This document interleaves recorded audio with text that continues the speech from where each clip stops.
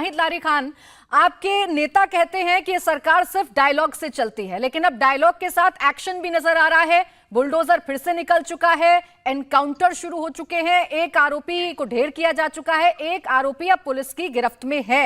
अब तो दिख रहा है आपको एक्शन, या अभी भी सिर्फ डायलॉग दिख रहे हैं? प्राची जी, लग ही नहीं रहा है कि एक तरफ सरकार चल रही है और एक तरफ गैंग है। ऐसा लग रहा है कि दोनों तरफ गिरोहबंद लोग हैं। एक तरफ जो है दिन दहाड़े गोली बम बंदूक चल रही है, लोगों की हत्याएं की जा रही है, और दूसरी तरफ बीजेपी का गैंग है जो बुलडोजर चला रहा है।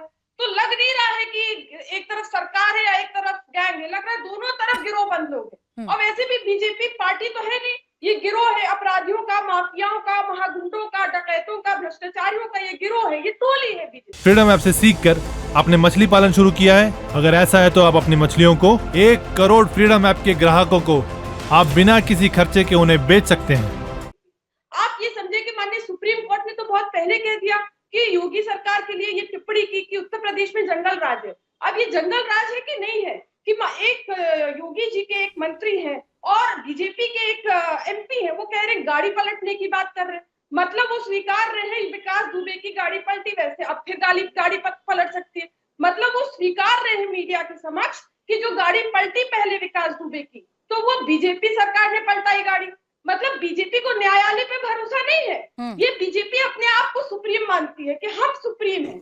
सुप्रीम बीजेपी नहीं है, सुप्रीम न्यायालय है। चाहे वो लोअर कोर्ट से लेकर माननीय सुप्रीम कोर्ट तक। समाजवादी पार्टी तो लोकतंत्र पर विश्वास रखती है, माननीय न्यायालयों पर विश्वास रखती है, हमारा पूरा विश्वास है।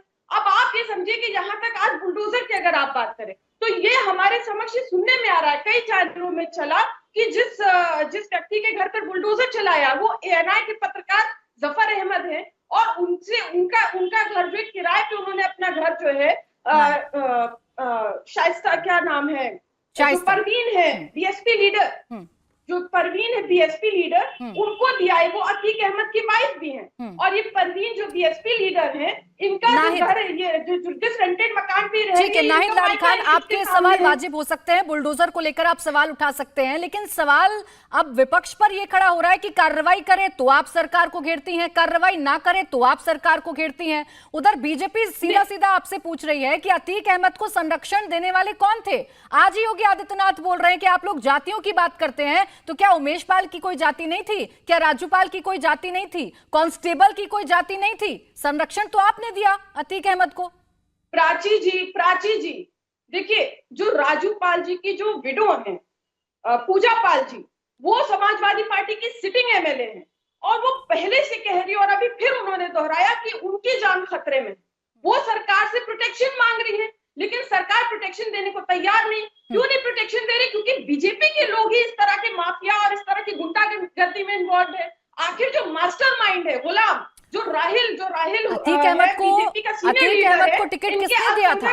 विधायकी किसने लड़ाई थी? 2014 में जमानत किसने कराई थी?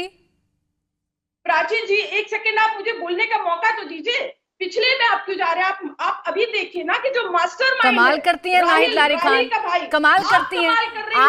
आपको बीजेपी में गैंग नजर आ रहा है, बीजेपी में गिरोह नजर आ रहा है, लेकिन मैं अतीक अहमद को लेकर आपसे सवाल पूछ लूं तो आप कहती हैं पीछे क्यों जाती हैं? अरे उसके आतंक को बढ़ावा किसने दिया? आतंक को बढ़ावा तो भारतीय जनता पार्टी दे रही है, आप सुनना नहीं चाहती ना प्राची जी। मैं तो बता रही हूँ कि बीजेपी का सीनियर लीडर अल्पसंख्यक मोर्चा का नगर अध्यक्ष राहिल का भाई गुलाम है, वो मास्टरमाइंड है राहिल जी। मैं लगातार आपको सुन रही हूँ, लेकिन जब अतीक अहमद पर आपसे सवाल करूं तो आप कहती हैं पीछे मत जाइए। अरे अतीक अहमद को विधायक किसने बनाया? अतीक अहमद को टिकट किसने दिया? सबसे पहले कौन सी राजनीतिक पार्टी थी? कैसे अखिलेश राज में वो जमानत पर छूट गया? देखिए, जिस व्यक्ति की आप बात कर रहे हैं वो पहले निर्दलीय विधायक बने, वो बीजेपी की जो मित्र पार्टी है, जो सहयोगी पार्टी अपना दल, उससे भी विधायक रहे, तो उनसे भी सवाल पूछे जा रहे हैं। लेकिन आप अपने सवाल को अगर गप कर जाएंगी तो ऐसे तो काम नहीं चलेगा ना। आपने भी तो विधायक बनाया है, इसको बड़ी आसानी से आप छुपा ले रही हैं। प्राची जी आप तो बीजेपी के स्पोक्स पर्सन जैसे बात करी। मैं इंतजार कर रही थी नाहिद लारी खान कि मैं जैसे ही आपसे अतीक को लेकर सवाल पूछूंगी तो आप मुझे लाइसेंस देने लग जाएंगी। खैर मुझे जरूरत नहीं है नाहिद लारी खान आपके सर्टिफिकेट की, मुझे कोई जरूरत नहीं है। फ्रीडम ऐप से सीखकर आपने मछली पालन शुरू किया है? अगर ऐसा है तो आप अपनी मछलियों को 1 करोड़ फ्रीडम ऐप के ग्राहकों को आप बिना किसी खर्चे के उन्हें बेच सकते हैं। मोहम्मद अतीक अहमद के बारे में सारी जानकारी पब्लिक डोमेन में है, दर्शक देख लेंगे और वो खुद जस्टिफाई कर लेंगे कि ये सवाल कितना जायज था और कितना जायज नहीं था। मुझे पढ़ना नहीं है इस बहस में, छोड़ दीजिए। मैं राकेश त्रिपाठी जी आपके पास आऊं उससे पहले एक कमेंट अवस्थी जी, नाहिद लारी खान जो कह रही हैं कि इतिहास को देखना बंद कर दीजिए, क्या वाकई में इतिहास को पकड़कर रहना गलती है बीजेपी की, जैसा भी राकेश त्रिपाठी जी भी बीती घटनाओं को गिना रहे थे?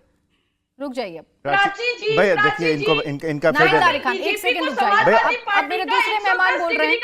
अरे अपनी बारी पर जवाब देती नहीं है, दूसरी की बारी में बोलने लग जाती है। रुक जाइए, थोड़ी सी आवाज कम कर दीजिए। अवस्थी जी प्राची जी इतिहास की बात तो मैं बाद में करूंगा। मैं पिछले इलेक्शन की बात करता हूँ, 1 साल पहले की। कौन था वो जो कह रहा था कि भाई इन पुलिस वालों का ट्रांसफर मत करना? वो किस पार्टी का कैंडिडेट था? पहले इनका हिसाब किताब बराबर करूंगा, उसके बाद ट्रांसफर करना, क्योंकि ये तो सोचे बैठे थे। इंडिया टीवी हर वक्त हर जगह डाउनलोड करने के लिए सर्च करें India TV news Google play store या ऐप स्टोर पर।